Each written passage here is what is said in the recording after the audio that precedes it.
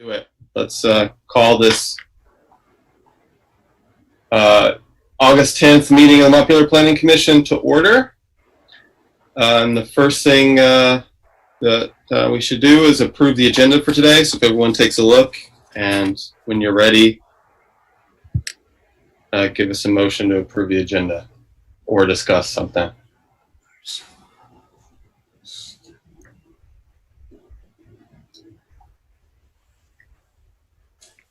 Looks good.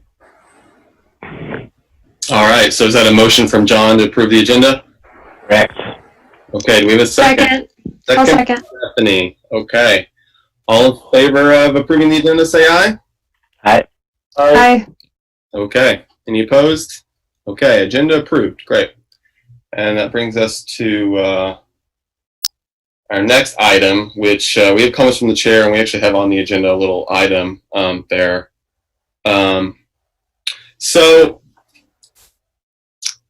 what I'd like to just bring to everyone's attention is basically I'd like to apologize because of something that happened at the last meeting. When we were voting, or when we had a motion to resolve the Pioneer Street issue, we had a motion for a particular resolution, and there were still 3 options out there available. And usually what I try to do, and what I think I've been successful in doing quite a bit, is before taking any big action, clarifying and making sure that everyone is on the same page about the repercussions for what we're doing. I kind of have a teacher background, and in that background, I definitely err on the side of giving too much information. And I think that that's important, because it really is really important to me that we all are on the same page about what we're doing all the time. And I think that that is much more important than if we're following rules strictly or not. Now, we could follow rules more or we could follow rules less, but the rules can help or it can hinder communication. And I think communication is a really important thing. So my apology is that I sensed that people were getting sick of the topic, and I let my fear of people being kind of upset with how things were going affect my decision making, and I kind of let the motion go quickly, and we kind of acted quickly there. I should have followed my regular instinct and slowed things down and let everyone know or make sure we were all on the same understanding about what that motion meant and how that was going to end the thing for us. So from now on, I mean, that's what I'm going to do, and hopefully I won't make that mistake again when something comes up. Sometimes we need to stop and really take in what's happening and not let things go too fast. Like I said before, that could mean adhering to rules more, but at the same time, I think we could have had that same exact problem if we were following Robert's rules very strictly, and then someone had something that they were unsure about, but they didn't know procedurally how to ask us about it. I feel like more procedure could have also led to the same misunderstanding. So for me, I think it's communication is what's really paramount. And with that, if anyone else has any thoughts about what happened last week with the vote, then please feel free to tell us whatever you think. I open the floor. I've got a quick add-on. Thanks, Kirby, for that. I don't know that you needed to full on apologize. I mean, I appreciate it, but I also don't think. Well, anyways, I was unhappy with last week's hearing and how it went, but I think a lot of it might have been, as I've been thinking about it afterward, I think a lot of it might be just from my newness to this and to the procedure and to the fact that I didn't really like any of the options that were presented. And I think that we lost very quickly the fact that doing nothing was an option. And I'd like to remember, I think maybe I'm just talking for myself, just saying this for my own benefit, but I would like to remember that even in the face of some pretty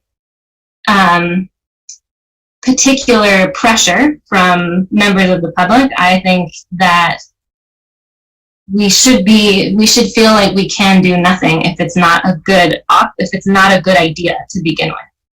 And I don't think it was. I certainly lost that very quickly last time, and I don't want to lose that again because I feel really crappy about the way it went last time, and I don't want to do that again. So that's my main point. I think the rules. I would just ask if we can be really transparent about how we're using the rules. Like if we want to use the rules to narrow and use motions to narrow the scope of discussion to move things along, that's great. But can we say that when we're doing it? Because up until now, we've only ever brought motions, in my experience, as until when we're ready. I think we're like on the same page. Okay, motion, and it's done.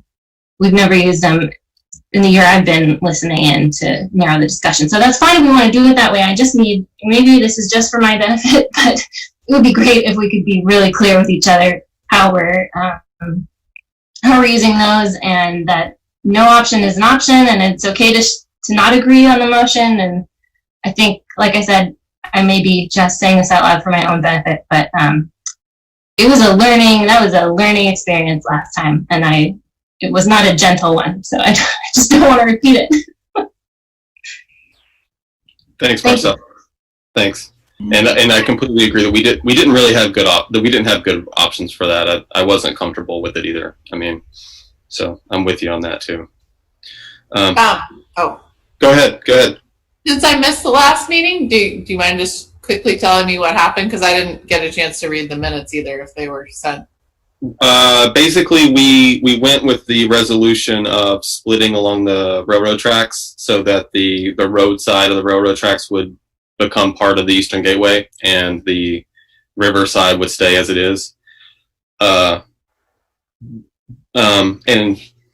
we had a motion for that resolution. It was something we were discussing, and there was a motion, and we approved it, and that's kind of how we ended up resolving it. But what we didn't do is very clearly hold it up and say, well, is that the resolution that has the most support, or one of the other two options, which was, and one of those two other options was do nothing, and then one of the options was to change just the neighborhood zoning to allow storage units.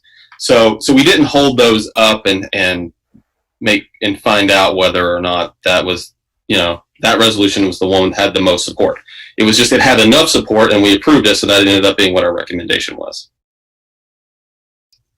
So if I can just tack on to that, to be a little more specific, what happened was we were debating the same options that we had the meeting before, and I put forth the motion to approve the splitting of the parcel approach. I voted against my own motion, so we ended up going on a 4-1 approving it. The reason why I made the motion was because I felt like, given the discussion that we were having, people's positions seemed fairly clear to me. And one of the benefits of putting forward a motion is that it distills the discussion. And under Robert's Rules of Order, once you make a motion, it is then put on the floor to debate the motion. At that point, you have a pointed motion under which you have a discussion, and you can hash out whatever you want with respect to that. That discussion didn't happen, and it moved to a vote on a 4-1. And I think this is probably where some of us differ with this issue. I applaud the effort to try to get universal buy-in and get as many people on the same page as possible. However, I think, this is a deliberative body. It's, I think there's going to be room for disagreement. I think that's healthy in a commission to do that. And what I think motions do, and I think we should start moving towards a model where we are making more motions, because I think it focuses our discussion.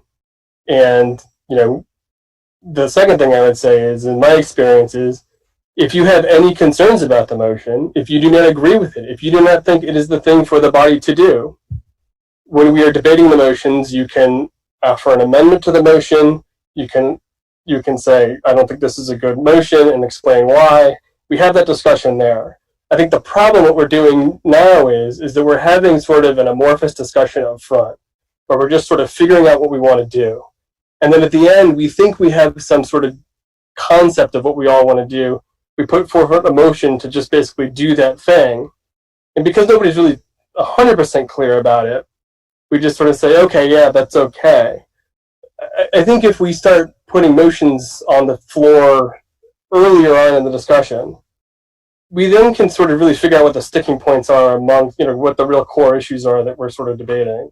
And this is, where we're doing this, in the context of a planning commission, it gets a little weird because a lot of it is just having a general discussion. But when there are action items in front of us, like somebody is asking us to do something very specific, I think using a motion process and really sort of digging into it and adhering to the rules, I think we'll get positive outcomes.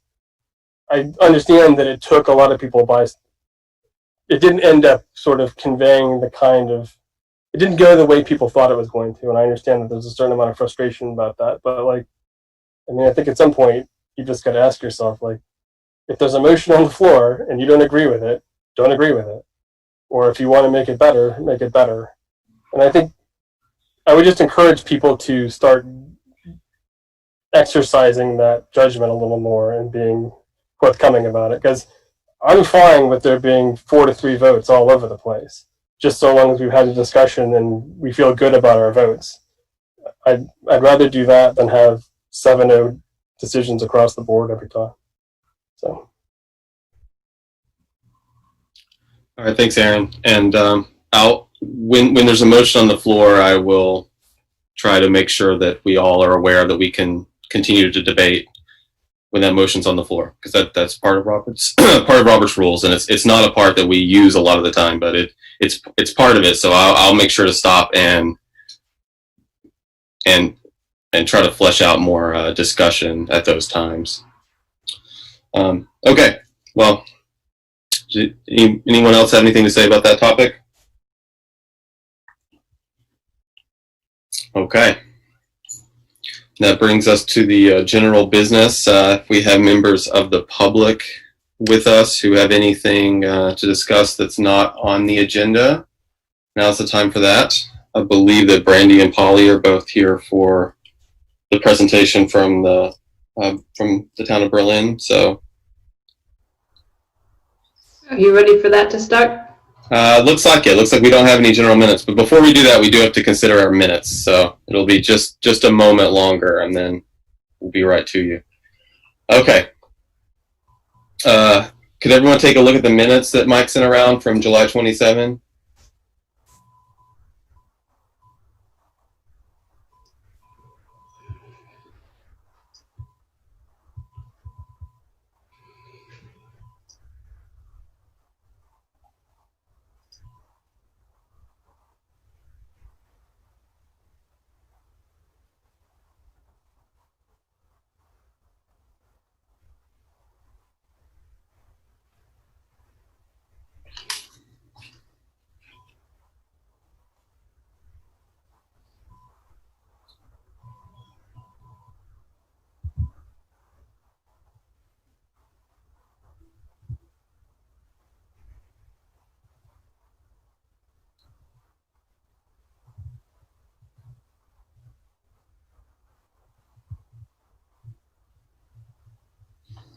Do we have a motion to approve?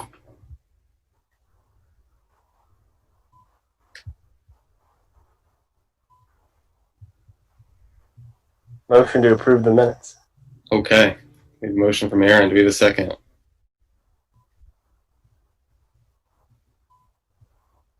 People are still reading. That's fine. I wasn't there, so. I'll second. Okay, we have a second from Marcella. Is everyone ready to vote, or are you still reading? Let us know. Okay, so all in favor of approving the minutes, say aye. Aye. Aye. Any opposed? Okay.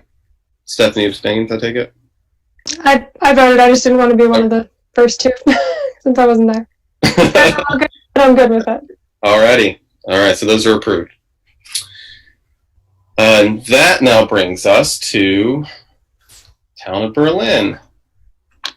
we're going to share some information about their new town center application. So with that, Brandy, floor is yours. Great. Let me know if you want me to share a screen with you. It looks like I can share my screen, so Okay. I will hear in just a moment, Mike. If there's a problem, you'll hear about it. So thanks for inviting us. I'm Brandy Saxton. I do planning consultant work. I've worked with Montpelier in past years. I see that you've got a almost entirely new planning commission, all except for John, who's still holding in there. So I'm happy to be here tonight to talk to you guys about something going on in your neighboring municipality of Berlin, and I have one of the Berlin Planning Commission members here with me as well. That's me. So, as you may be aware, Berlin is in the process of putting together designation applications for a new town center and a neighborhood development area, with hopes of getting those applications before the Downtown Development Board sort of in the early part of next year, depending on a few variables in between now and then. I'm going to share my screen and show you the area that the town is currently looking at and walk you through a couple of slides to give you a sense of what's being planned. DHCD asked Berlin to reach out to all the interested parties in the designation application before this gets to the downtown board in an effort to identify and hopefully resolve any issues. And the Berlin Planning Commission and Select Board are probably going to have a more formal ask of the City Council in Montpelier and also in Barre City around the end of the month or so to help out the application process with letters of support. So we thought that reaching out to both the planning commissions and the two city councils would be a good way to get you the baseline information that you would need to decide whether it's something the city can support. So with that, let's share this up. So let me zoom. I think this probably works fairly well. This is the area that Berlin is looking at for the new town center designation. Let me get the hand here, where the cursor is right now, that's the hospital. It includes the mall area here. There's the car dealerships down here, and it comes down to Route 62.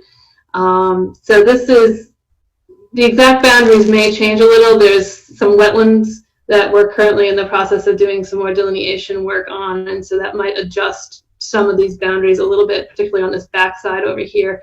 But generally, this is the property. So there's two major property owner interests in this, the hospital and the mall.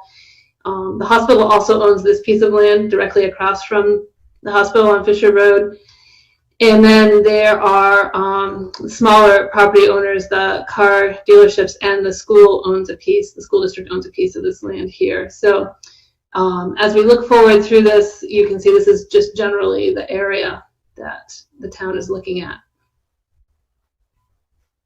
So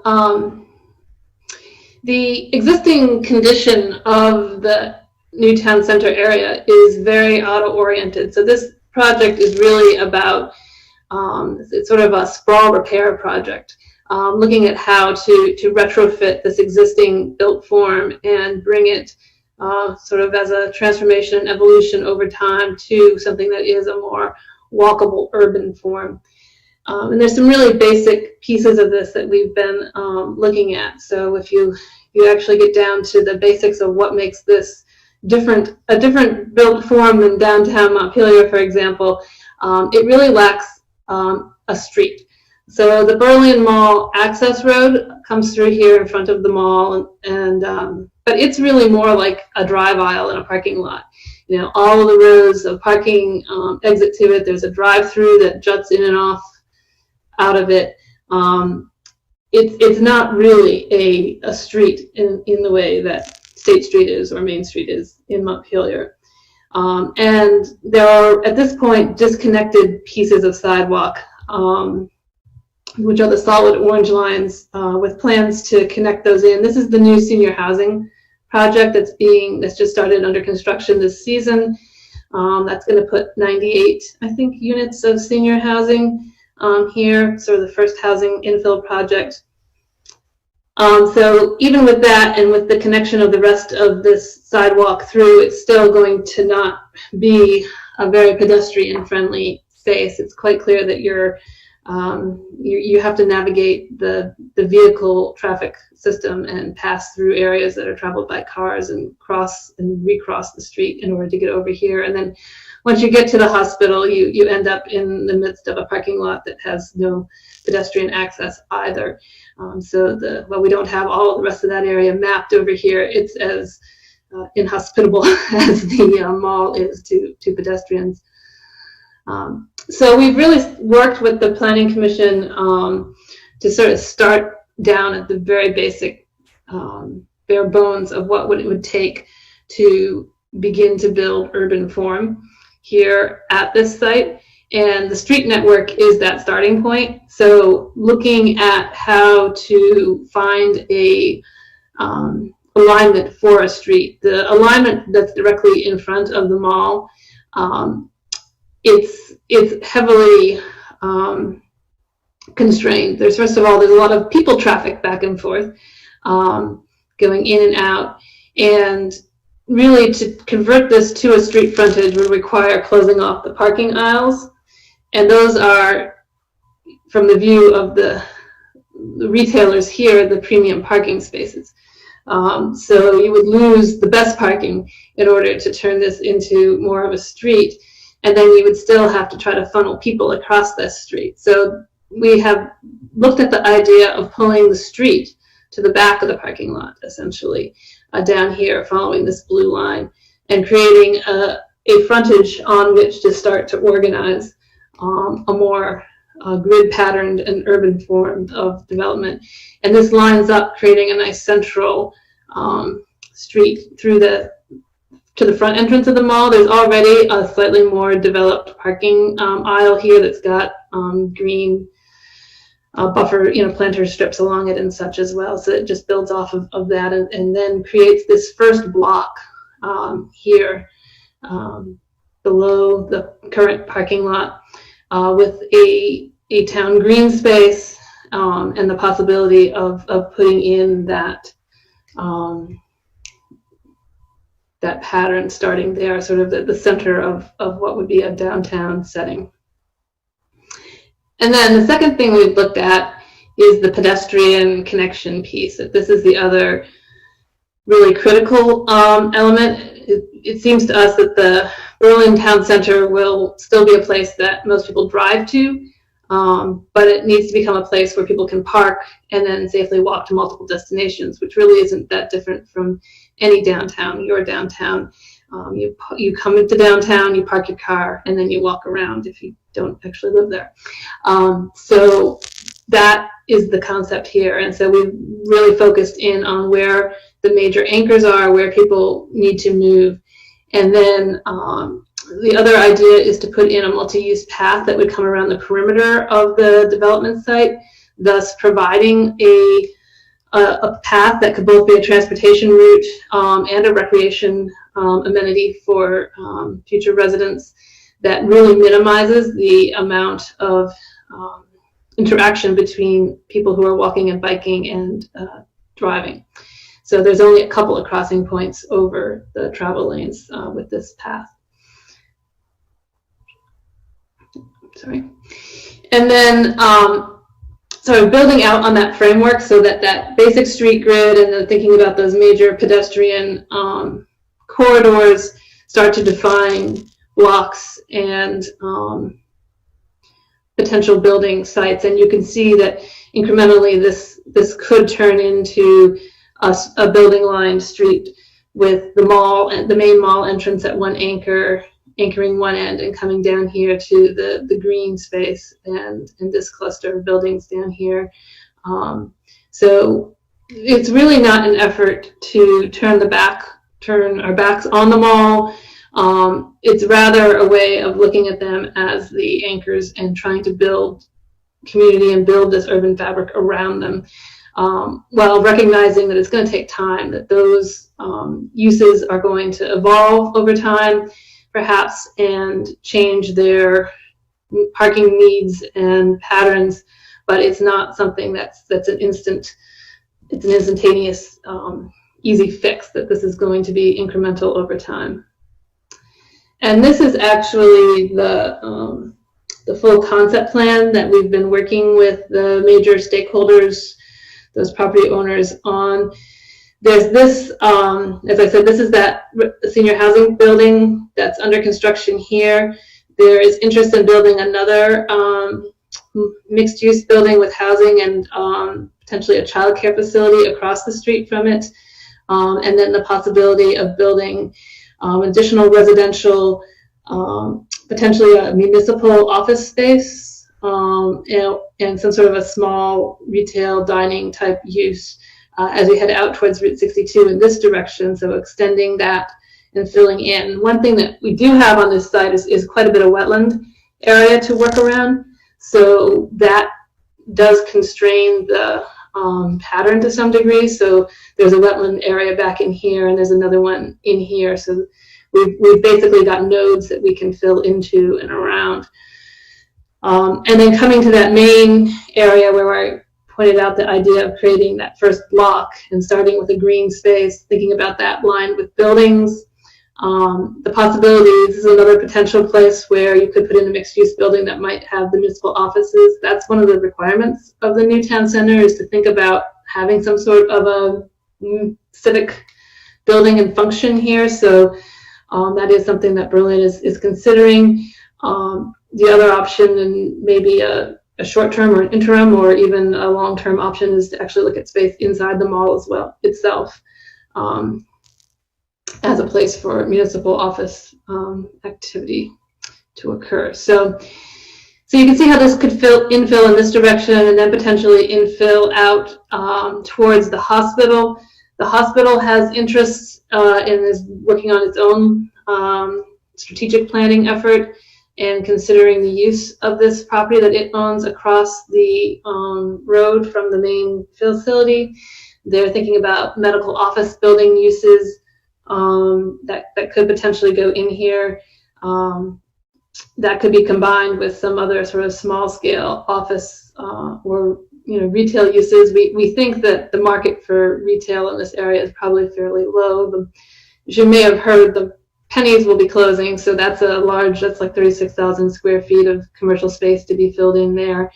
And there are, of course, other vacant buildings in the area as well. So there's really a glut of retail space on the market. So we're thinking that most of the retail that might appear in the new town center initially would be fairly small footprint. There's a bit of a site here at the corner where a small building could be infilled, something in the size of a restaurant or something like that. But it's really primarily a residential infill type of project. So if we're looking at this sort of blow up with the air photo behind it, you can see here's that block with the green, and these three being residential buildings, maybe this one with a commercial or municipal first floor. Our conversations already, I think the next version, this is a plan that continues to evolve. This building block in here, I think would probably be looking at being another more residential or potentially a mixed use building with a little bit of commercial space in it, but primarily residential. And then we get to the spaces where, depending on what the hospital decides to do, this will shift. They already have said they want a building larger than this one, so the next version of this plan is probably not going to have 4 buildings here, but it's probably going to have 1 larger one and then 2 smaller buildings. But that's generally the plans for what's going on in Berlin. And let me try to stop sharing my screen. So we're here to take any comments or answer any questions that you guys may have. Well, thanks, Brandy, and thanks, Polly, for making yourselves available. Does anyone have any questions about the application? So, I mean, I guess as a matter of general background to make sure everyone's clear. So you're applying to the state to have a designated town center. Is that right? Yeah. Yeah, Berlin will seek the new town center designation because it's the equivalent of the downtown designation that Montpelier has, except for it's 4 communities that don't have a traditional historic downtown. They never, Berlin was a very rural community until the interstate showed up and dumped an exit and an airport. I guess the airport was there before the interstate, but then a hospital and all these things on its doorstep, thus creating a node of development there. But it never had an actual downtown historically. So they would look for the new town center designation. There are 2 other communities in Vermont that have new town center designations. The program hasn't actually been utilized that much. So there's one in South Burlington for their city center area, and there's one in Colchester for an area called Severance Corners. It's been more than 10 years since, I think, anyone has sought a new town center designation. Okay. Anyone have questions? Is there any interest or any proposals for building anything in the middle part? I could see someone wanting to build a restaurant along the highway there, but just curious if anything's been proposed there. There is definitely a strong interest in the residential development potential on the property. The mall is in a position right now due to having done the Coles project several years ago and then the senior housing project, both of which are on the larger mall property. They've actually subdivided off the piece that goes to the senior housing. So that's a new lot now, but those came off the mall. That came off the mall site. They're at a position where to do further development, they need to go through an Act 250 master planning process as well. So this is lining up with that potentially. The town is interested in doing the designations primarily to get access to funding options. So they're interested in a TIF district. The town has been doing quite a bit of infrastructure work in this area to bring water and sewer here, and working actually with Montpelier on that. So Berlin buys its sewer allocation from you guys. And I think there's some sort of joint effort to swap and organize and make the water lines make more sense. Hearing Tom describe it, my understanding is that there's various people's water lines going in various directions, none of which are perhaps as logical as they should be at this point. So I think you guys serve the hospital right now, but the hospital also has I think a well of its own too. And then Berlin has been working on putting in wells and getting enough capacity to meet that demand. And then I think there's also some sort of swap with stuff that's happening down on 302 as well between you and Berlin. So there's a lot of work being done on the infrastructure front between the municipalities. You mentioned the NDA as well. Is that, not sure I completely understand the new town center. Is it also the NDA over the exact same area, or is the NDA a separate area? So I don't have a map of the NDA area because it's still under discussion. It will probably be most of that new town center area. It doesn't seem like we'll do the portion of the hospital main campus that's on the opposite side of Fisher Road because the NDA is for housing, so the neighborhood development area, and it does not seem that the hospital is interested in putting housing on their main campus, logically enough. So it probably, the NDA would not go necessarily over that side of Fisher Road, but it might take in some land that heads towards Payne Turnpike, which is also zoned. It's zoned the same as the land that's in the mall. And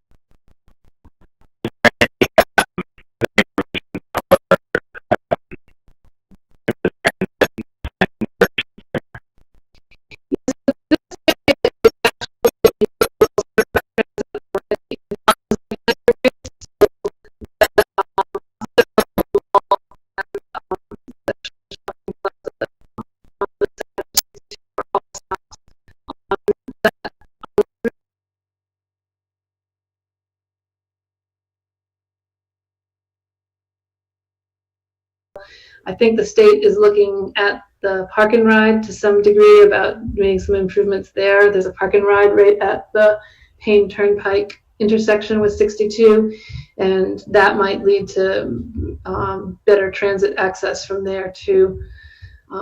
So from a point of view of trying to find a location that sort of hits all the check boxes about what we think would be, good from a state planning perspective to have housing where we want to have housing located, this site really does quite well on that. Assuming the pedestrian improvements can be made, it's a very walkable place in terms of having access to grocery stores, employment. Obviously, the hospital is the second largest employer after the state in the region, and they see housing as a major problem for them right now in terms of attracting and retaining staff. So they'd like to see housing there, and it's probably also a location that would, just like it already has, generate interest for senior housing as well, both because of that access to services and transit, and the ability to do higher density housing in that spot.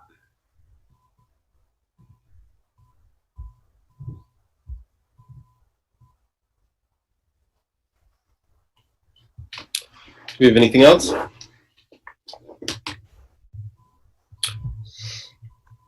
Mike? Sorry. Yeah, if we have a question, go ahead.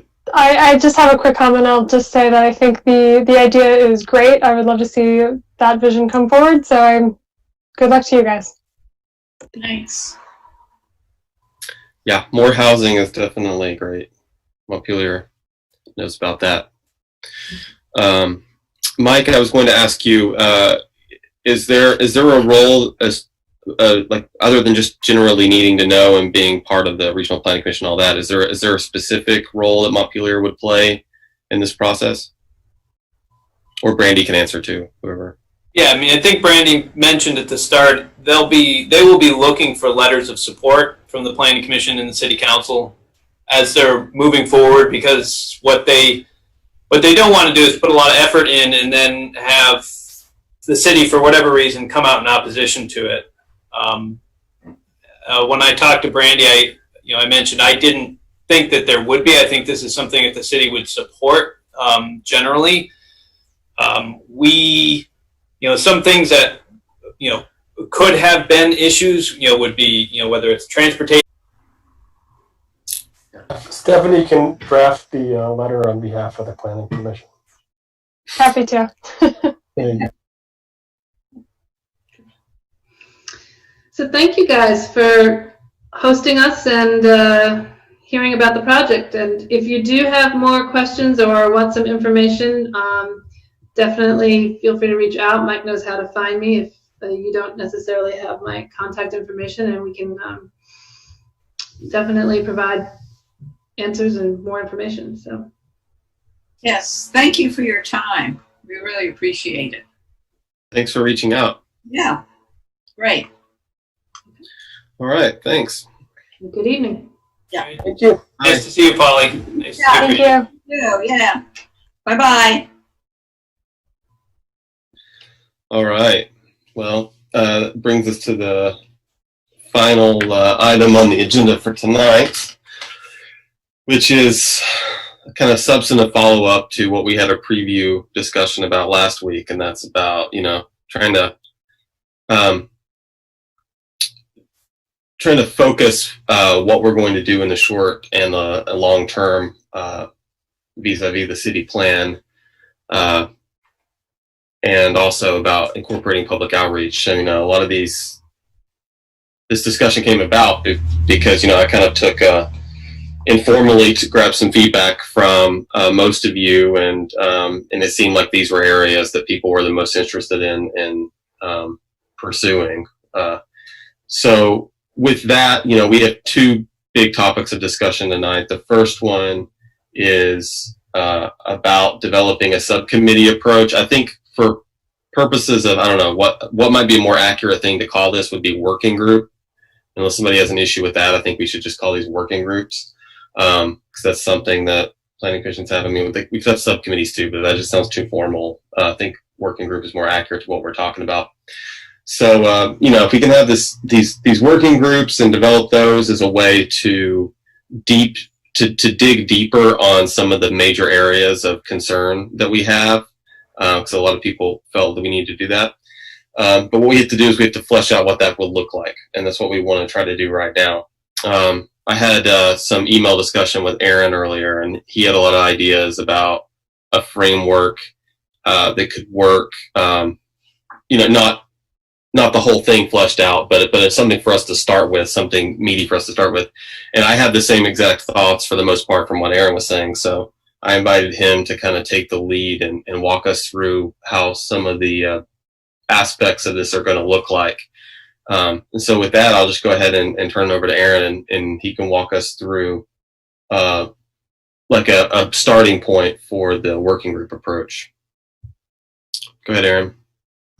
Sure. Just trying to share my screen.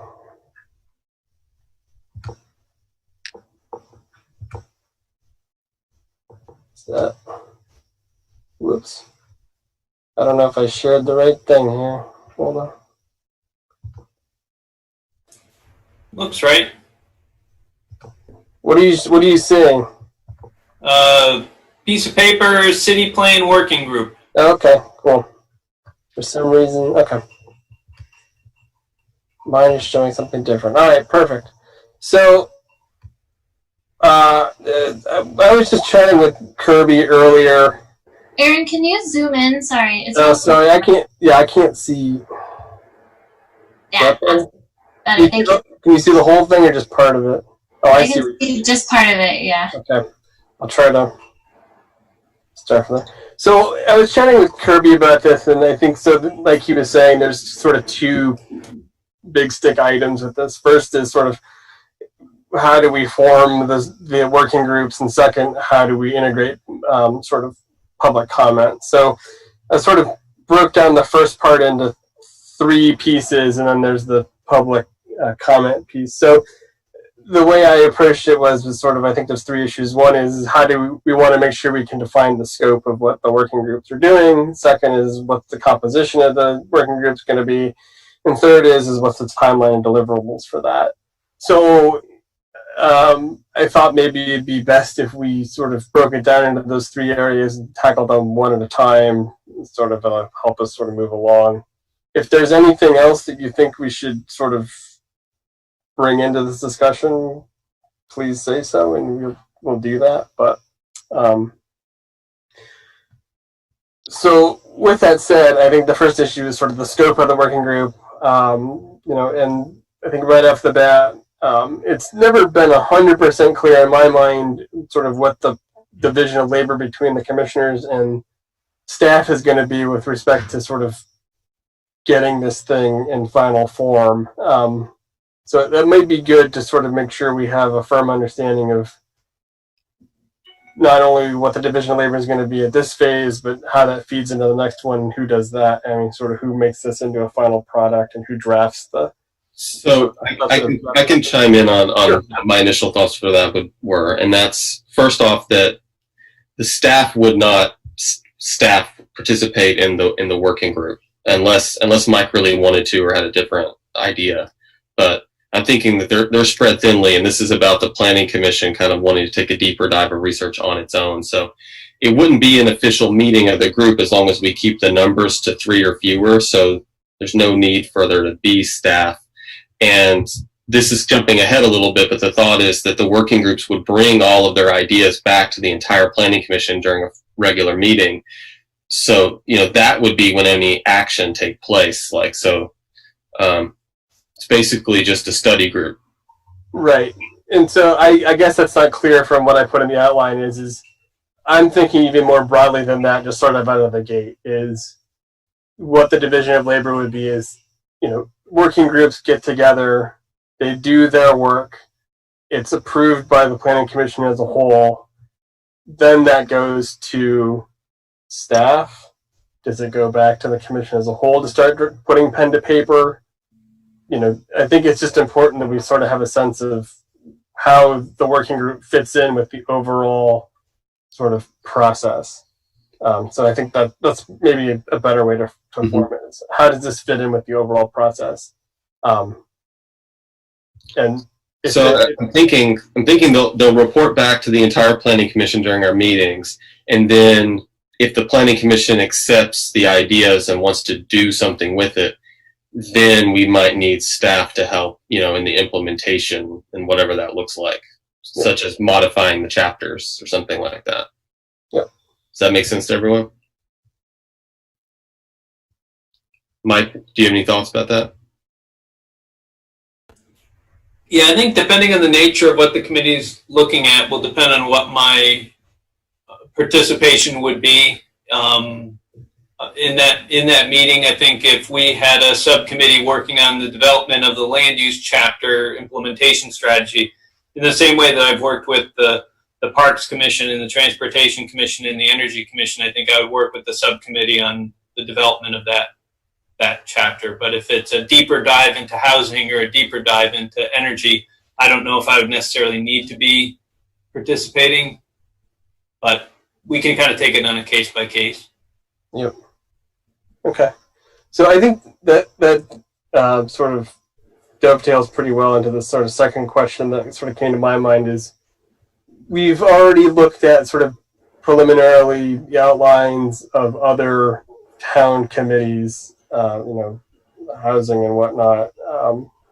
And we've looked at their priorities and their goals and their implementation strategies and whatnot. And so to the extent that we are sort of doing a deep dive into those issues, I guess the question is should the working groups sort of work within the boundaries that have been sort of set in those sort of preliminary outlines and sort of focus on sort of filling in the gaps, or sort of, just sort of refining and getting a little more detail with respect to specifics within the existing outlines, or do we want to give the working group sort of carte blanche to sort of go beyond what's already been presented? And I'm curious to know what the group thinks about that. I don't need to be the only one giving my thoughts on things, but so anyone else can feel free to chime in. I'm not trying to dominate here, but so my thoughts though about that are that that part of the idea for this came about when Barb wasn't comfortable because the economic development chapter was leaving out some areas that some entire areas that she felt needed to be included.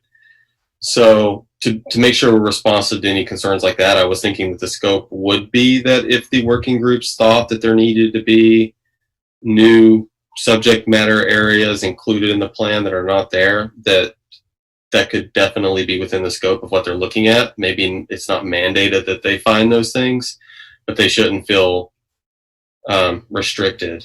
I don't see any point for them to feel restricted. And again, if they want to, if there's interest in creating some new areas, and then the ideas are brought back to the group, the entire planning commission could still reject the inclusion.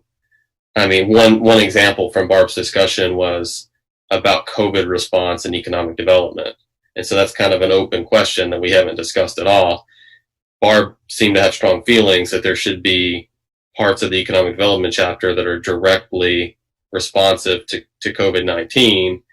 But do we all feel that way? So that's going to be something that probably comes up. Does that make sense? Anybody else have any thoughts? So we're talking about specifically topic area working groups, right? Chapter by chapter. Okay. I think it might also be helpful to have, if we are working within the existing framework, it might be helpful to have one small group of people that's thinking about how we take that framework and make it more accessible in the final version. I'm still struggling a bit with how we're going to take what we have into making it a more accessible document, figuring out how to connect the chapters, deleting the discrepancies, and what that format looks like. So I think it might be helpful to have a group that's specifically looking at that piece of it, which is separate from one specific topic. It's just the overall, how do we connect these things conversation. The editing staff? Sure. But and part of it is doing the actual editing work, but part of it is just trying to figure out how we're going to do that, which I think is worth having a deeper conversation on, and it might be helpful for that to start as a smaller group. Okay. Yeah. And we'll be talking about trying to figure out what exactly the different working groups will be later on in this.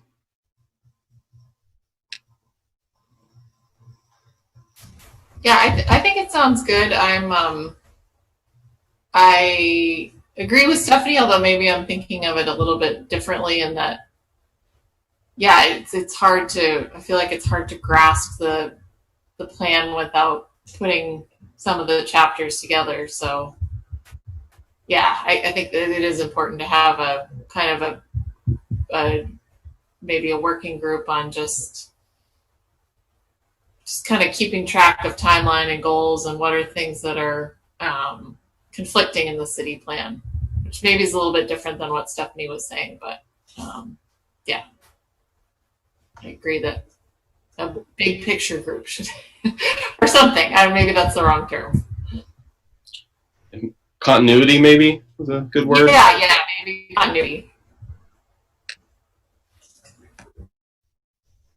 So I have the same sort of struggle too, and I think that's why conceptually I'm trying to. It's hard for me to articulate what I mean by scope with all this, but I think everybody's sort of circling around the same issue, which is what exactly is it that we want these chapter-specific working groups to be focused on, and get a good sense of exactly what the task is at hand, so that we are able to translate that work into the broader sort of document that I think we're all striving to create.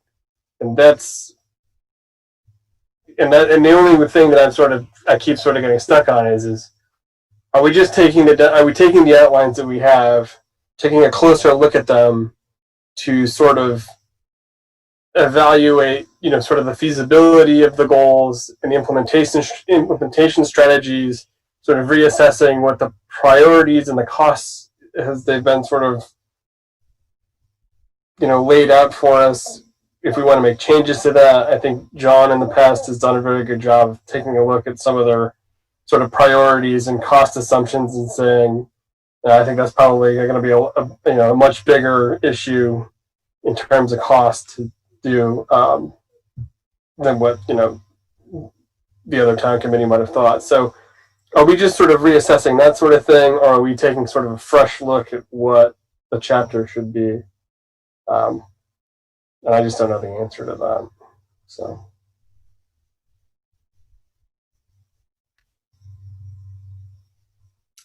Yeah, maybe we can start developing some questions that, like a scope series of questions or something. I don't know if that would help people. For instance, you could start with what you were just saying. Does the chapter capture all of the most relevant issues that that the city plan should address, or do you think there's something missing? And if so, what would that be? I don't know. Do we have an interest in having some instructions like that? Or the alternative is to keep it more open-ended. What's everybody think?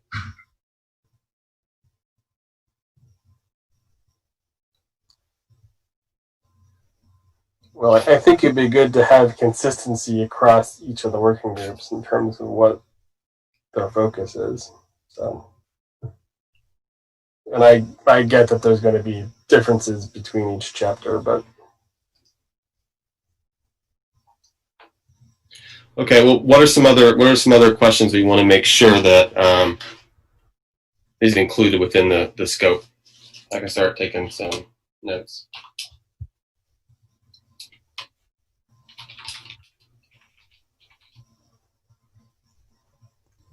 I think some assessment of the feasibility is important.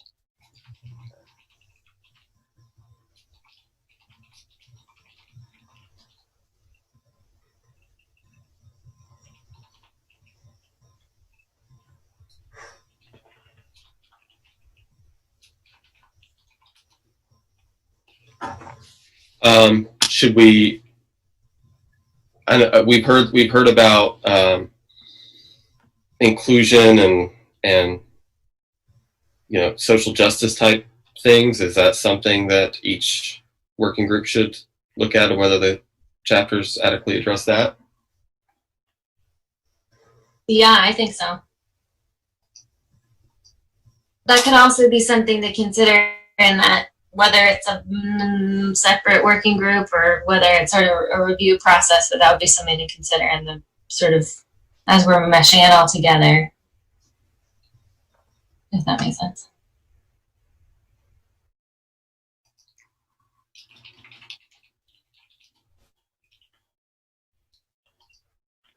I think that makes sense. I mean, personally, I feel like building an inclusive community should be like our number one goal. Like, this should be an overarching theme of the plan. Like, building a walkable community that welcomes, all people.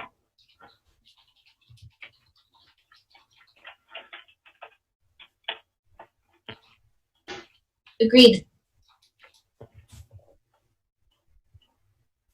Yeah, agreed. And I think it's at the beginning of this, we talked a little bit about what sort of vision would make sense. And we got a little bit bogged down in the really long vision from the previous plan. But I think we're still I think at this point we've looked at enough chapters that we have a good sense of what those most important things are. And I think it would be helpful to have that outlined. And it doesn't need to be something ridiculous, but the way that John just framed it was perfect. Something that's just, here's what this plan is definitely going to do in a sentence. So at the risk of opening Pandora's box here, do we want to have that discussion now and sort of nail down what those themes might be? Because I think you're right. I think if we figure out what those themes are and get it and distilled down to a couple of concepts, I think that'd be really helpful in terms of figuring out the scope for the work. But I don't know if it's worth having that conversation now or later. Well, what if it's just the topics now? We don't have to make it a nice sentence yet. But what are the things that nice sentence should include? For a springing off point, I'm sorry I'm not going to be as eloquent as John was, so I'm trying to keep notes. So I just said, I just wrote, does it adequately address making Montpelier as inclusive as possible? So tell me how to modify that to make it better. Walkably inclusive. Well, the word walkable is not inclusive. So, something else. Well said. Good point. Car-free mobility. inclusive and accessible. There you go.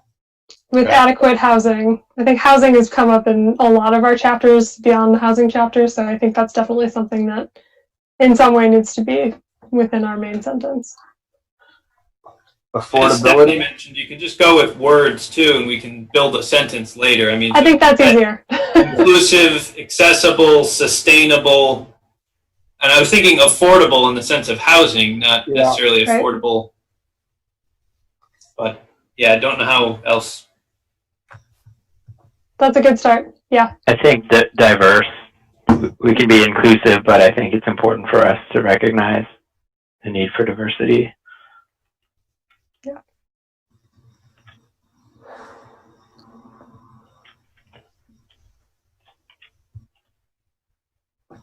Do we want to explicitly call for economic growth, business growth? Or viability, maybe. Okay, I'll probably put that as its own item here. I think hearkening back to one of our former chairs who disliked any word starting with V, so we'll get after Kim, or Kim will get after us at some point. But I mean, you've got the vibrant and those types of ones. When you talk about rather than economic development, what we really want is a vibrant downtown. I can agree to that. And I think it's maybe like, it's not sexy and it's not like maybe what you lead with your front foot, but like, you know, activities that have a high return on investment, like it's more or less basic good governance, but I think focusing on good government and good governance is important.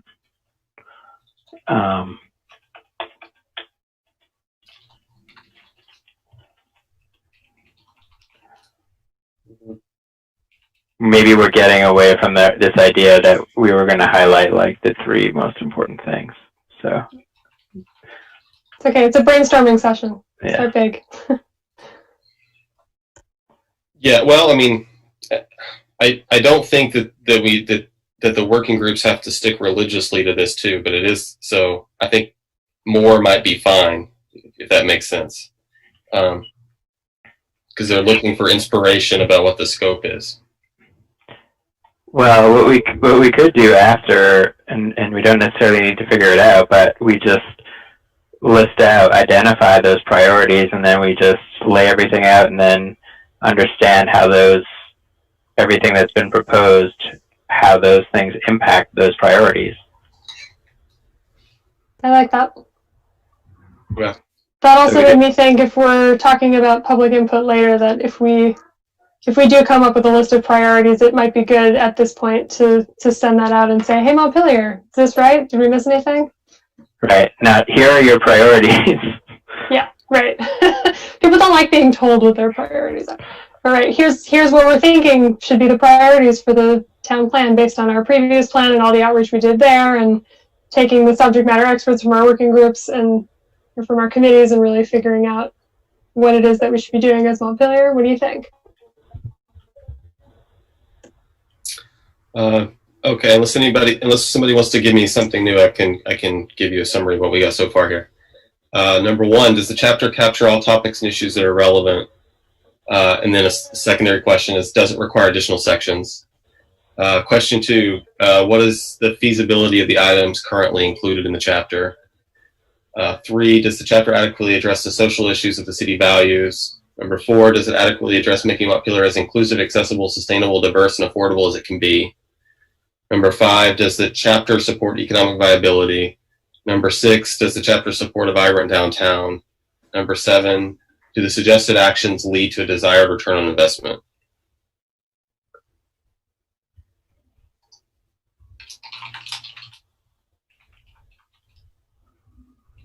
It seems like a good starting point.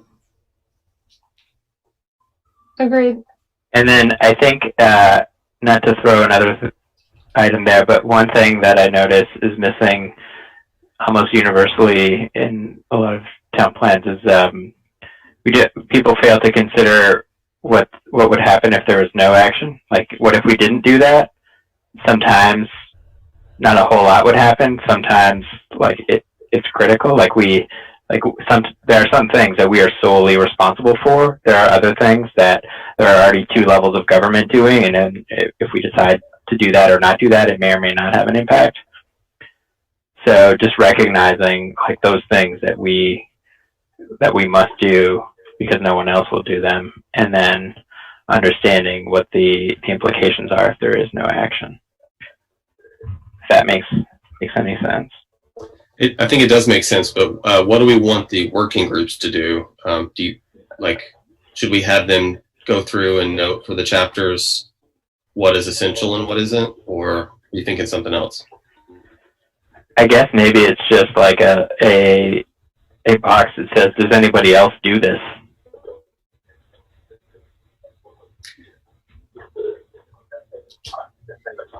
I think it's not a bad idea, because we had asked, or we'd wanted previously the sections to give us the like ease of implementation kind of tags, cost, ease of implementation sort of thing, and like who would do it. So it'd be just sort of like adding that, I think. Same idea. Okay. I'm having a problem coming with the word, like, for the actions that we want taken in the town plan. What is the key word for that? Decisive. No, like what's the one we've been using? Like what is the chapters already? They say goals, Goals and strategies. strategies. Okay.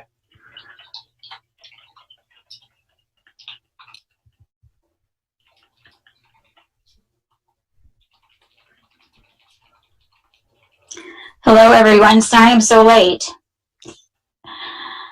Was inadvertently detained. I hope you're all right after your inadvertent detention. Yes. Yeah, I was inadvertently detained by a 3-year-old, so I think I'm probably I know okay. how that goes. This setup on Zoom is really strange. Is somebody sharing their screen? Yeah.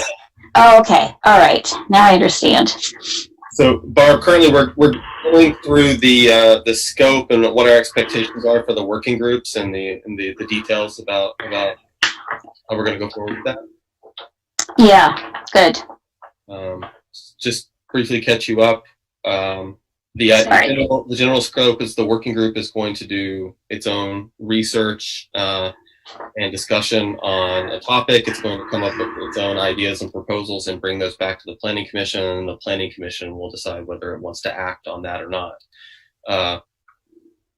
In addition to what the committee comes up with for that chapter. The committee it's going to be a working group. It's going to be brainstorming. The committee won't do anything independent. It will just bring it back to the Planning Commission with what it came up with. Right. Sorry, I mean the city committee, not us. In addition to what we already have in the chapters, yeah. Okay. All right. Great. Okay. And they may or may not add or remove stuff, like that. So that's going to be within the scope. What we're doing right now is we're kind of setting out the scope and priorities, like a kind of set of questions that the working groups will go through when assessing each chapter. Mm-hmm. So this is so that each working group will be at least somewhat consistent with the other groups in the types of subject matter that they come back with. Sure. Yeah. So what do you have so far? Is this what I'm looking at on the screen? No, this is just the outline of our discussion right now. I'm not able to share the screen I'm using. I'll email you what I got. Okay.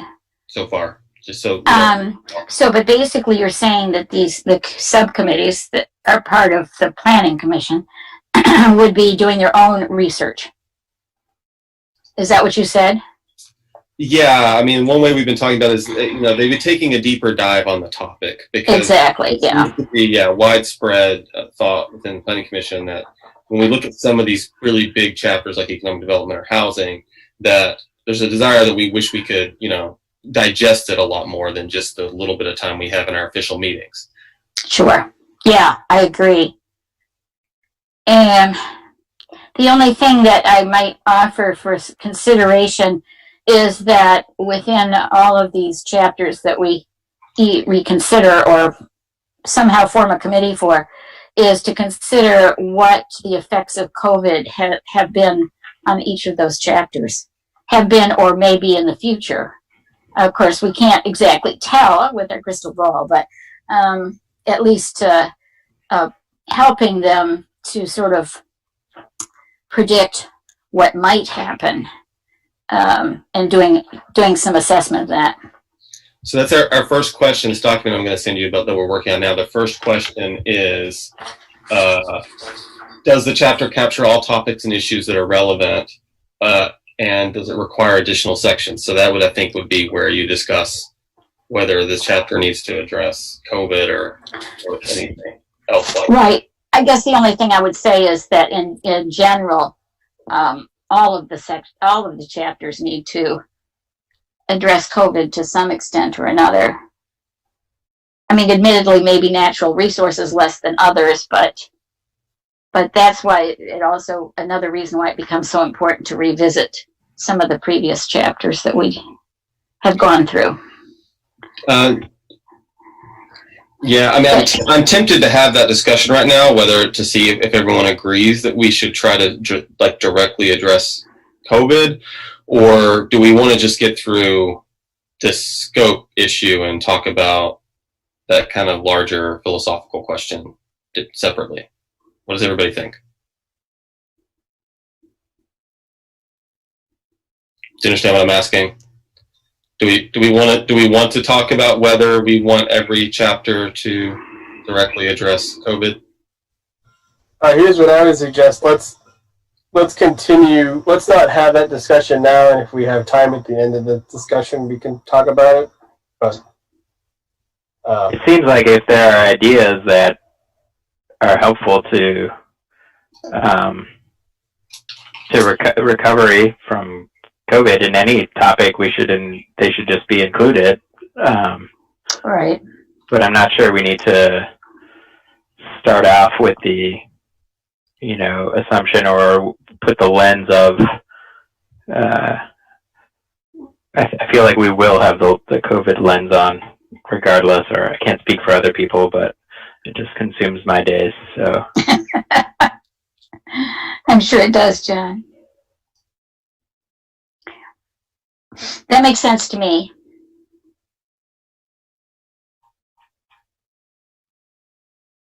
Okay. Kirby, I don't know if it's helpful, but I created this document for the Planning Commission when we started the plan a while back, and I'm afraid to look at the date that this was created. But I can share my screen if it's easier. Let's see here. I think Aaron has to unshare his first.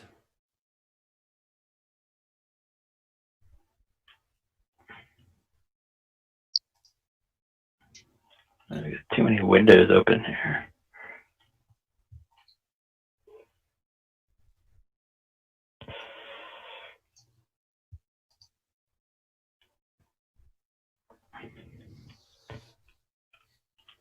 So this one was done just with the Energy Committee as an example, where we broke things out into like a single vision sentence, and then you basically had your goals, which are measurable objectives, like something that you can say, yes, we did this, or no, like you have to be able to determine whether or not something was done. And then the strategies. So within those, the goals were basically, here's what we want to do, and then, target date, data source, priority, and then the strategies. And these are less important. This was just built to all feed into one system, which never really materialized. But the idea was you have like a policy or an action, you have the effectiveness and then the effort. And this box was just, if a committee felt like they were ready with something, they could select it, and then it would just go into like the master spreadsheet. So, but we can ignore some of those. So I'm not seeing your screen on my screen. Is anyone seeing anything? Nope. Ah, there it is. Thanks for letting me just talk there for a while you found nothing, guys. It was a good primer. Yeah, so you have a good idea what I'm about to show you. We broke it down into vision, goals, and measurable objectives. With the goals, target date, data source, priority, and then the strategies. And this was just like a drop down of high, medium, or low. This was the checkbox I was referring to, which we don't necessarily need to make any use of. But and then these were the other fields, which I think we thought maybe Mike would end up filling out, whether there's an existing program or project, timeline, responsible party, anticipated cost, and partners. So I don't know if it's helpful or not. I mean, really the only criteria that it's looking at, which is what a few of the committees used, was, level of effectiveness and effort or resources required. And then a tab for supporting info. So I'll stop sharing. I'll put the link in the chat box or send it. I'll follow up with email. I think you all have it. It's in the folder with the city plan documents. But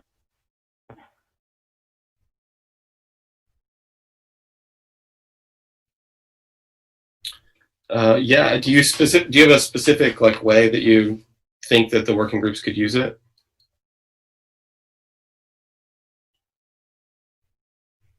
no. No, if you were thinking like how are the working groups gonna, what are we expecting? If this was useful, you can take it, add, remove anything, and then we could all fill out the same, work from the same template or table. Okay. I think that's helpful. I think that format is a lot easier for me, personally. John, could you send the link to that to everyone? Yes. Thanks.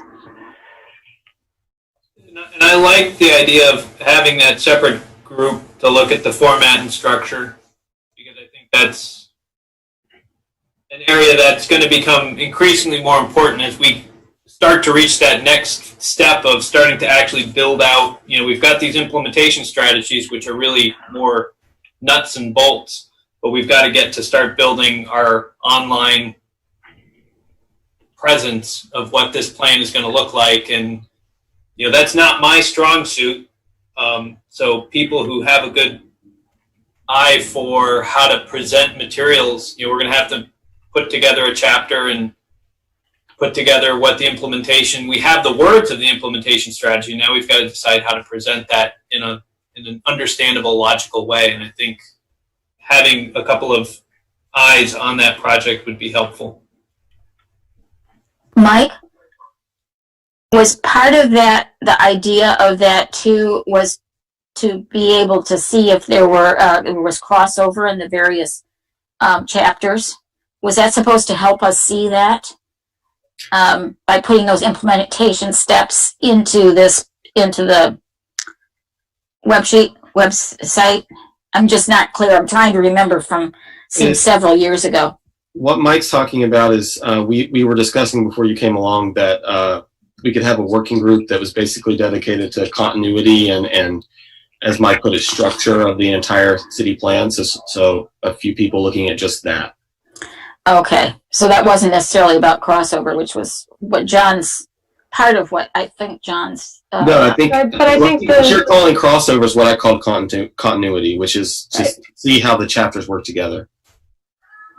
Okay. So it's the figuring out how it fits together, what it looks like is a big piece of that, because that's how we figure out where there is that overlap and create that consistency. Right. So I think that's all part of it. And then determine, once we just identify those crossovers, then determine how to work them out.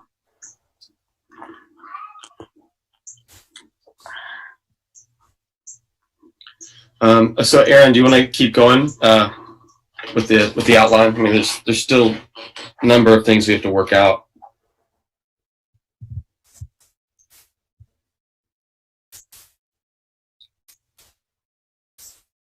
Sure. Okay.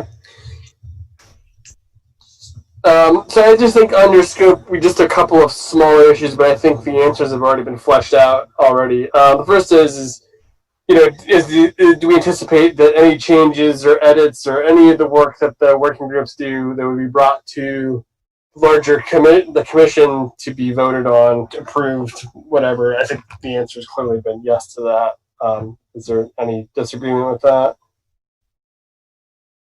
No. Okay. And then the last point I put on there, I think it's kind of silly. I don't think it's really applicable there, but when I was thinking about it, I had a question in my mind as to whether or not, the work product from the working groups, whether it be advisory or be advisory to whoever is ultimately going to kind of sew all this stuff together, or is it a directive? I feel like once it goes to the planning commission and they vote on it, it kind of becomes, we kind of put the imprimatur of the commission on the work product, so it becomes kind of a directive. But those are two small issues. Is there anything else with respect to scope that I'm missing? Please speak. I think I feel pretty comfortable with the scope. Yeah. Could we also give this some consideration until the next meeting to sort of, I don't mean that we'd have to stop the process, but if there was anything else we felt compelled to add to the scope, that we could add it in. I think it would be helpful if, since Kirby took some notes on what that scope now includes, if you could send that out afterwards, and then we can all weigh in if we have additional thoughts. Yeah. I think that would be helpful. Yeah. It looks like we're done discussing that unless anyone wants to add more priorities. And if not, I'll go ahead and send it now. Okay. So moving on, next is kind of just a nuts and bolts issue is what the composition of the work groups are going to be, what the size of those groups are going to be, and how we're going to sort of assign members to the work groups. And Mike, I think the one thing that I always lose count of, how many chapters are we dealing with across the city plan? Roughly 12. 12. Okay, that's what I thought. Maybe give or take 1 or 2. Yeah. Okay. So my thinking was probably maybe 3 people to a subcommittee or to a working group. That would end up it'd be 4 chapters per person if everybody takes it on. I think. I guess the question is that going to be enough? Or is that going to be too much work for people to go through 4 sections? Possibly more if anybody works on the kind of the continuity committee, I guess. I think we're limited to keep it under 4 because a meeting of 4 would be a quorum of the commission, is my understanding. Okay. So does 3 seem like a good number for everybody? Feels arbitrarily right to me. But. That sounds good. Aaron, were you also talking about having 4 different reports to write, addressing 4 different chapters for each of us, right?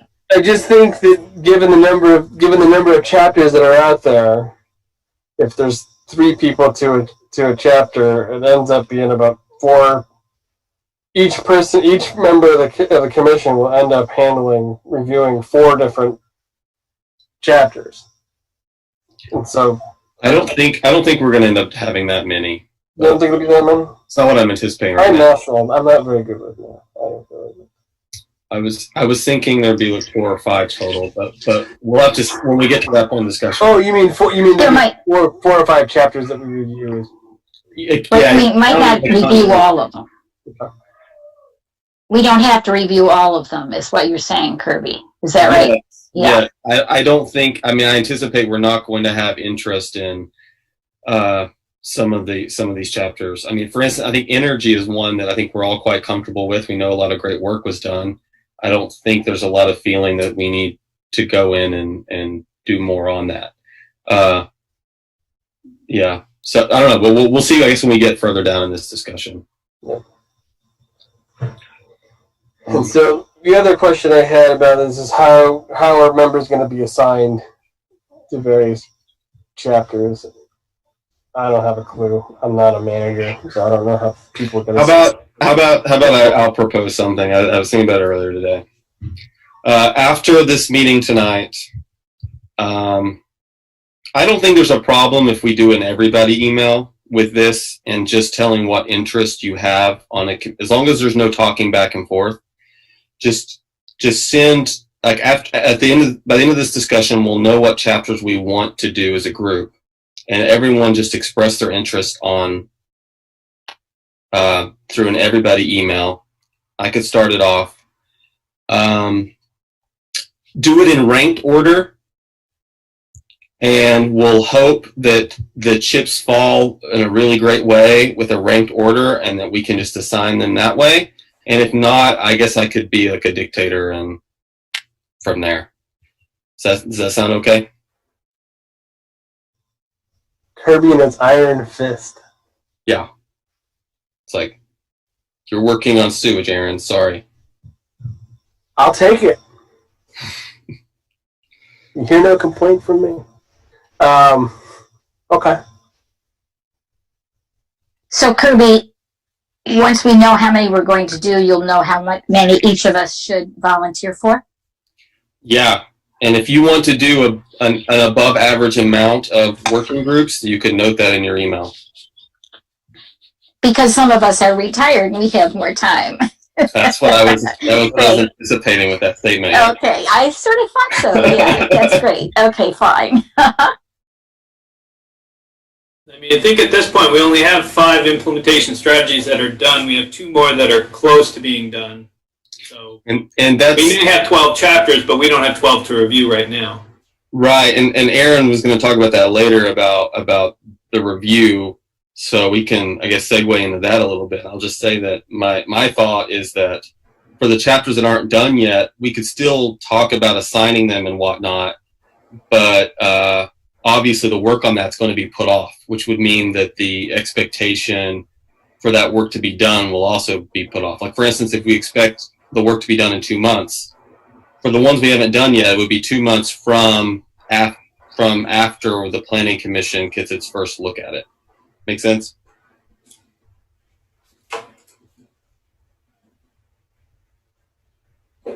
Okay. So back to you, Aaron. Sorry. Yeah, no, that's good. I mean, I think unless we want to have a discussion about what chapters we know we want to have committee members assigned to for a working group, and those we don't want, we can move on. But if we want to sort of start to narrow down the universe that we're dealing with here, we can do that now or not.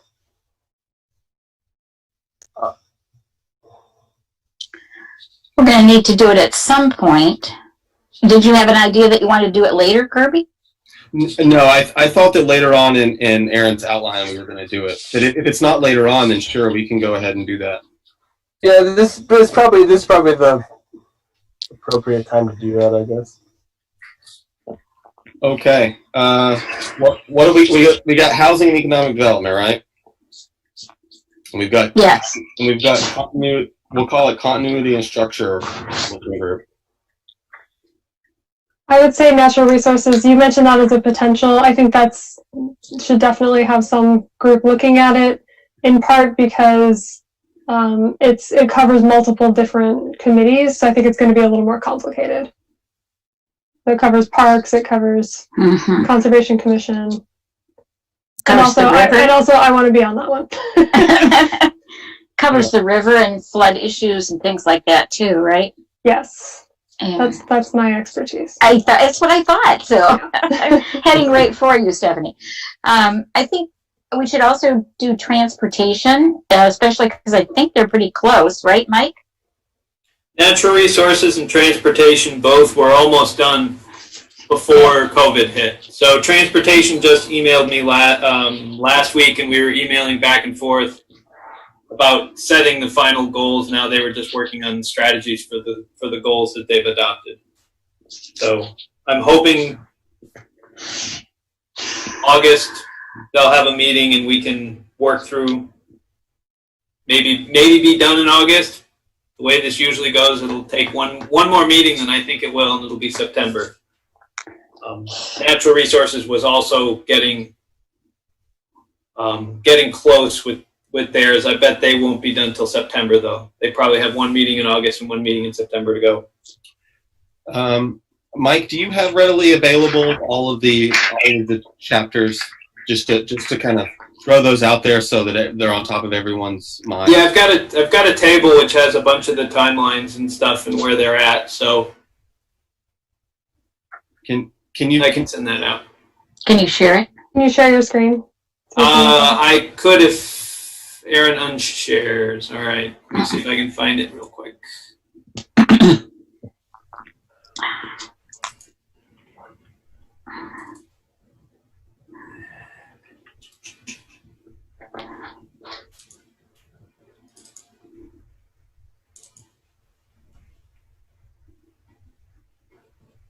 All right, let me see now. Go back. Share screen.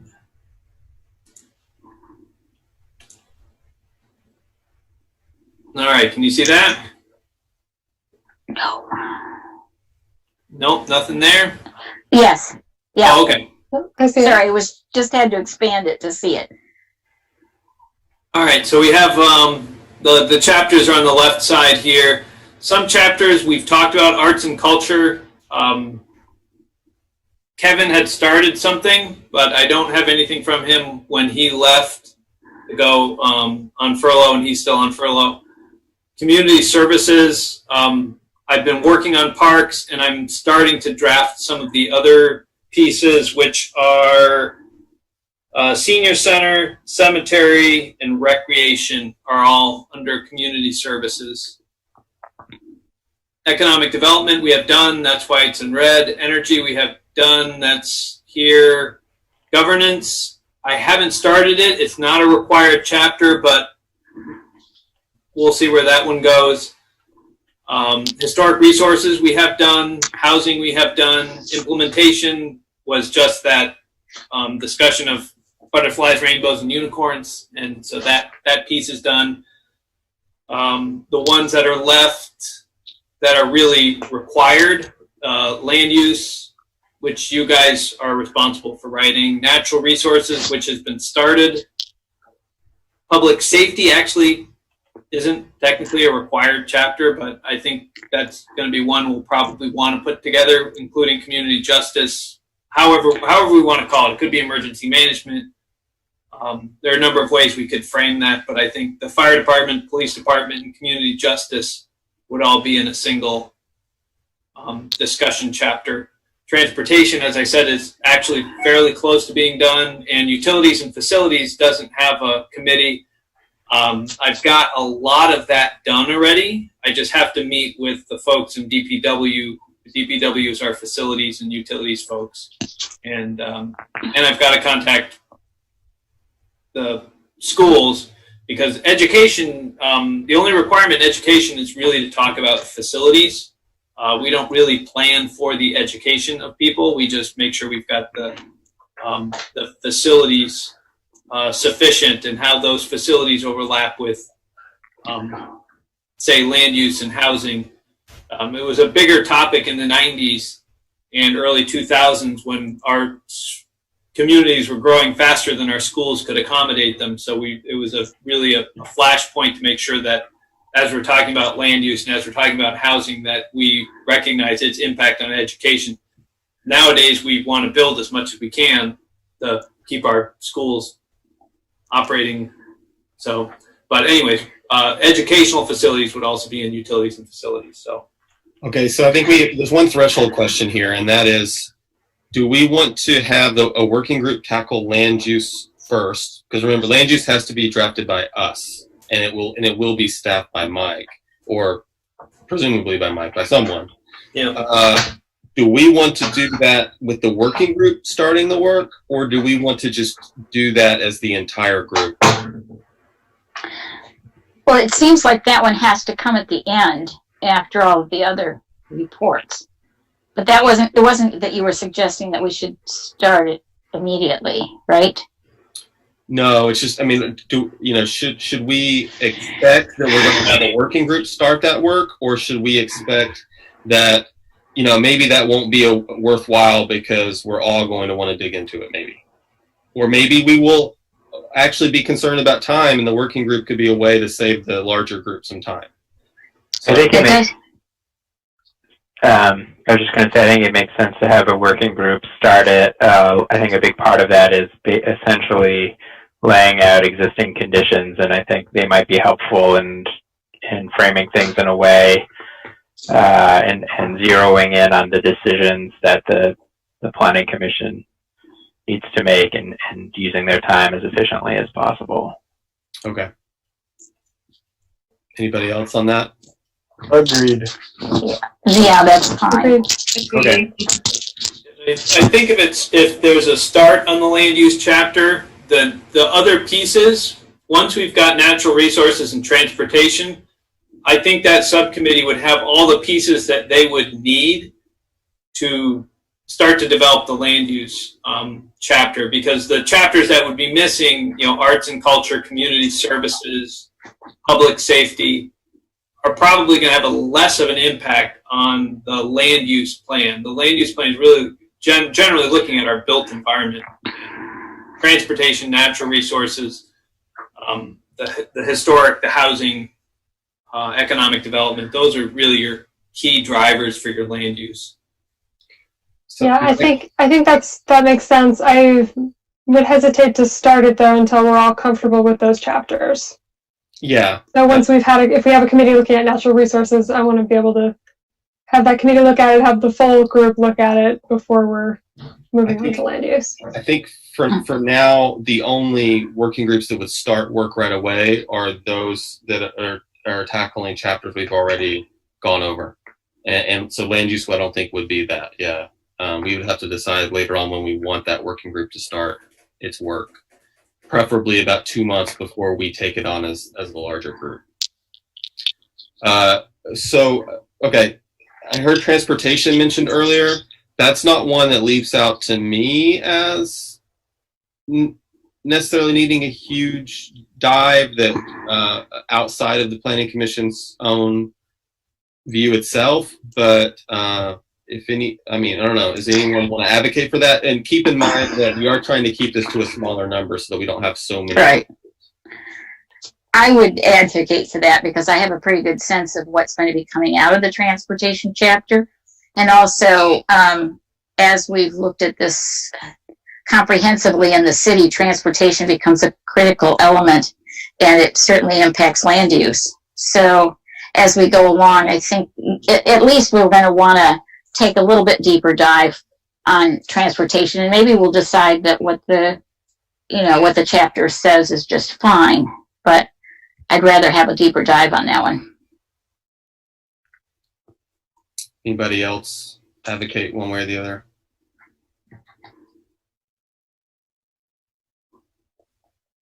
Okay. It puts us at 1, 2, 3, 4, 5, 6. Which means that some people will be on 3 working groups. Can you repeat the list that you have now, Kirby? Yeah. Housing, economic development, continuity and structure, natural resources, transportation, and land use.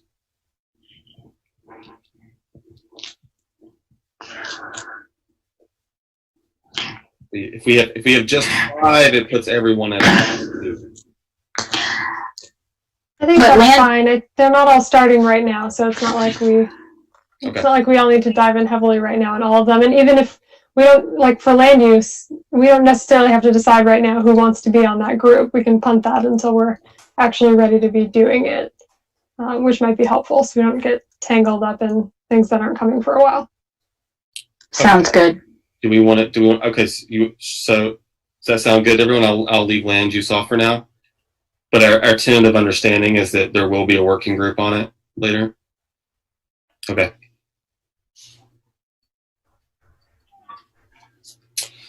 Okay.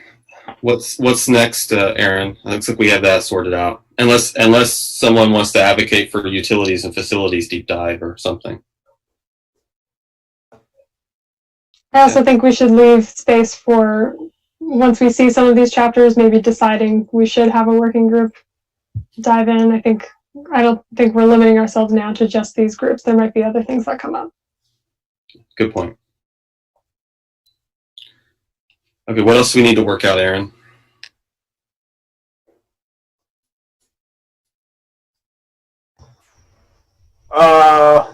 Timeline deliverables, I think we just chatted about that a little bit. When I was speaking with Kirby earlier about this, he had sort of put out a 2-month timeline for review by the working groups, which I thought seemed like a nice sweet spot. So that's just a thought, is just, is 2 months sort of a good amount of time for folks to get the working group together, take a look at whatever they need to do, figure out what they need to do. It's kind of just a guideline, but I think it'd be good to sort of have an understanding of what the expectation is up front, so people can kind of manage their workload appropriately. So just a question for the ones we haven't reviewed yet, is the idea that the committee will still look at them as a whole? So when we get natural resources, we'll look at it as a full group before the deep dive? Or will we get it and then do the deep dive and then bring it to the full group? I mean, my thought is, and this is just me talking, but I think that the approach that we've been using, where the whole commission takes sort of a preliminary look at the outline, Mike fills us in on details, we ask some questions, so we get just kind of get a better sense of what's going on. I think it's a good way to kick it off, and then we can funnel it to a working group if we need to. But I think that makes sense because it would help target what the working group looks at too. Yep. I think it helps us all have at least some familiarity in the first place too. Yeah. Yeah. Okay. So with that, I mean, does anybody have any objection to a sort of a loose 2-month time frame for review with each of these working groups? Okay. Next issue, the question that came to mind is this is more to Mike than anybody else, is, what's helpful to you in your staff as we're doing this? Like what's going to be helpful to you is when we sort of do a review, what would you like from us in terms of work product that you can think of? And if there's nothing that jumps out at you, that's fine, but I figured I would ask the question.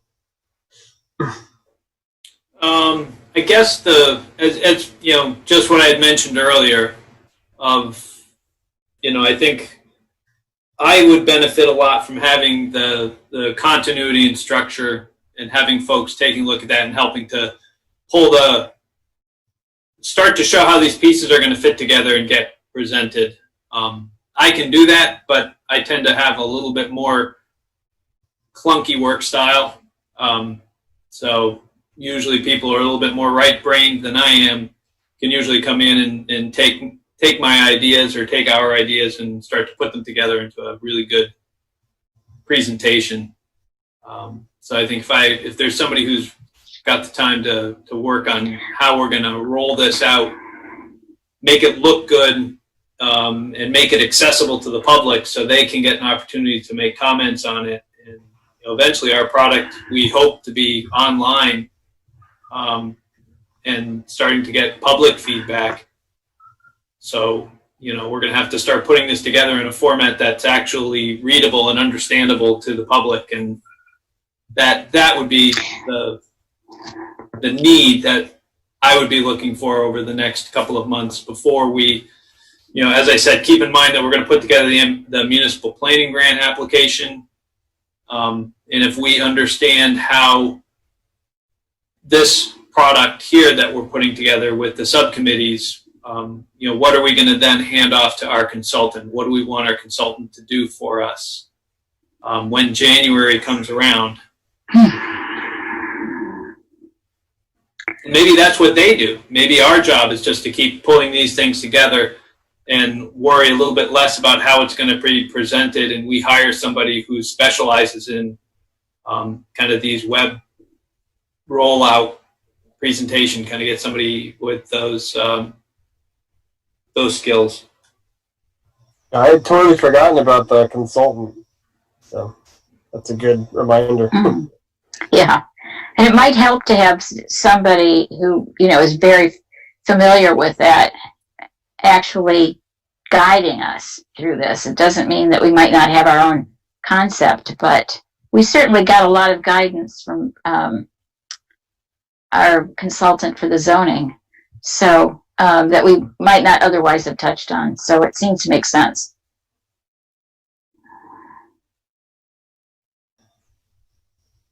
Okay, so the last thing I wanted to sort of put in front of the group is just the actual sort of deliverable with all of this is, and I think this will probably vary from working group to working group, but it just seems to me, it's sort of almost a silly thing to dwell on, but it's, red line changes to the outline, short report, something that's just digestible to the larger commission so we understand what the working group dug into and what changes they're looking to make relative to the initial outline that they were looking at. So, does any other sort of specific thing that this group thinks should be included in the final work product that the working group present to the commission? Now's the time to throw that out. If we can get it in a table, I mean, I know it makes Stephanie and myself happy, but otherwise it's not a big deal. We can just take it and put it into a table. So. Right, I was almost thinking that it might make sense for the continuity group to meet first and give them a month or two to put something together before the other working groups start. I don't want to slow us down, but I think that might make it easier going forward. Or that group can work on just taking, as some of those other groups are working, they could be fed some info, like there could be some back and forth maybe. Yeah, that's fair. It might help for that group to have a specific topic to look at if they're looking at one of the groups to start. Yeah, that works for me. I was thinking the continuity group would start later because they're not going to have all the chapters to compare at first.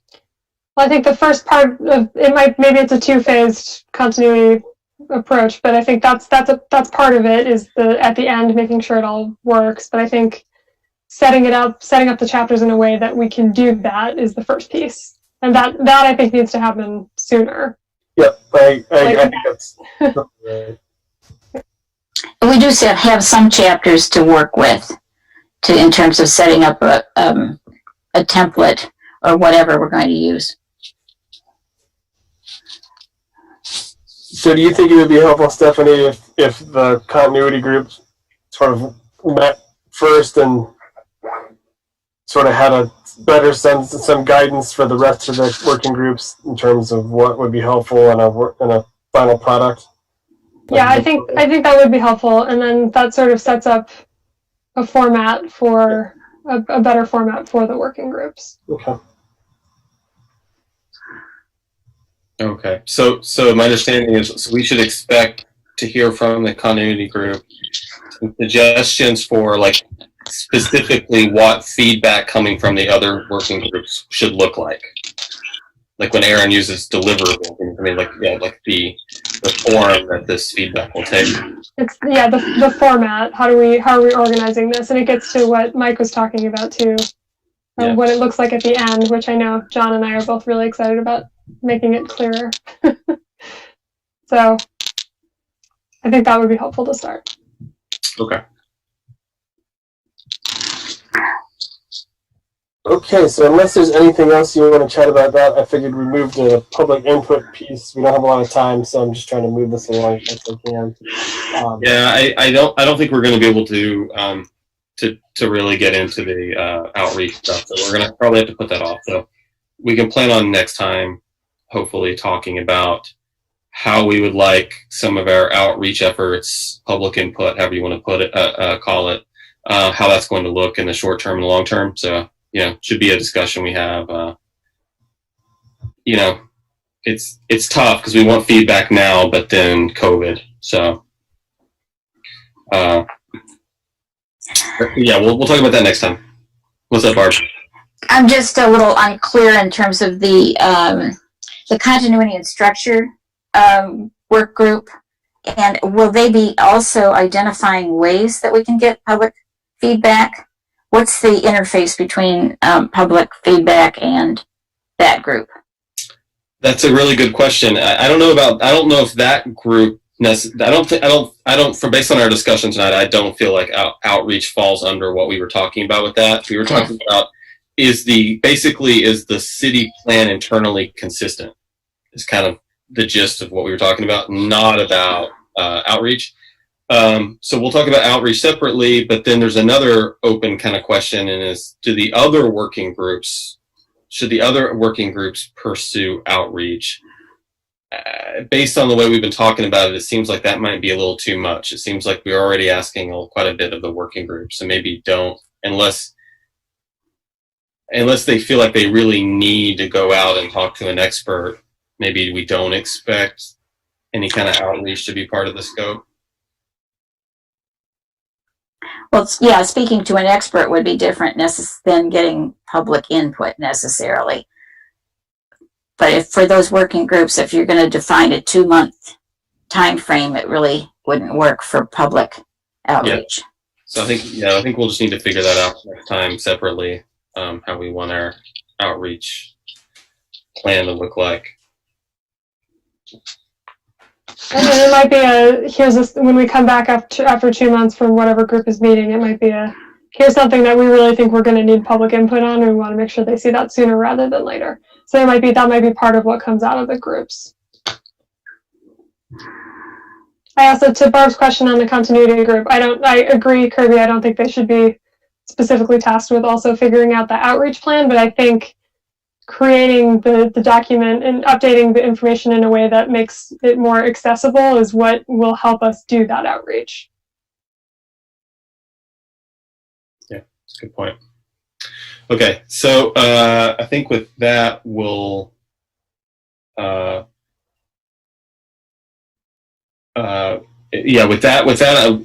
we'll look to adjourn. Just as one final note, just to cap things off, we talked about having a continuity group, about how it could get to work first. So one thing that we'll probably do next time we meet is talk about like setting a date at which we expect that group to report back the first part of what we were talking about. So we'll plan to handle that next time. Sound good? Okay. All right. Do we have a motion to adjourn? Kirby, real quick, just in the short term, are you going to send out a list of working groups for people to? I already sent out an email to sign up, for everyone to sign up. And yeah, as we were talking, and I sent out another email that was this kind of scope and priorities for the working groups for everyone to look at that kind of, and I called that a draft because that's going to evolve. I think we've already talked about how we expect that to evolve. So those two things I've sent out, and then on the agenda next time we'll have a discussion of outreach plan, and we'll also set a deadline for the continuity group to get back to us. We'll also, I guess, announce the next meeting what people's assignments are for the working groups. And I'll take any non-responses to the sign up as someone volunteering for anything we need.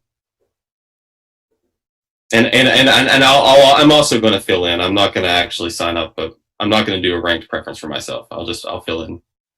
Sound good? Okay. Do we have a motion to adjourn? So moved. Okay. Moved by Stephanie. Second by Barb. All in favor of adjourning? Say aye. Aye. Aye. Okay. See you guys in 2 weeks. Thanks. Thanks. Everyone. Thanks, everyone. Yeah, thanks everyone. Thanks, Aaron.